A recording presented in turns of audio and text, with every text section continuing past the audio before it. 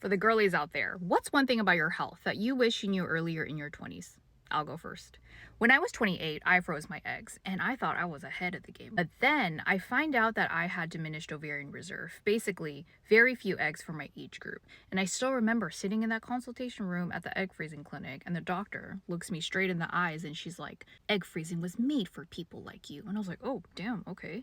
And then she's like, "You should probably freeze 3 rounds with us." And I was like, "Ma'am, that's $60,000." And I just remember feeling so shocked and overwhelmed. And I kept asking myself, what if I had waited too long? I likely wouldn't have been able to have kids when I wanted them. And I remember feeling so alone navigating all of this because not only was I single, I was the first amongst my friend group to go through all of this.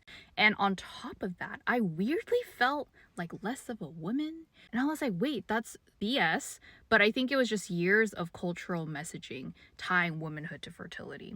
But here's the kicker, the thing that no one told me that would have saved me so much heartache. And that's knowing that your ovarian reserve, basically how many eggs you have, does not paint the full picture of your fertility. Rather, it tells you how well your body would respond to things like egg freezing and IVF. And when it comes to getting pregnant, egg quality matters so much more than egg quantity. And here I was going months on end thinking I was like infertile or whatever. And I think this is a really good example of how misinformation happens because A, I lack the foundational understanding of knowing how fertility works.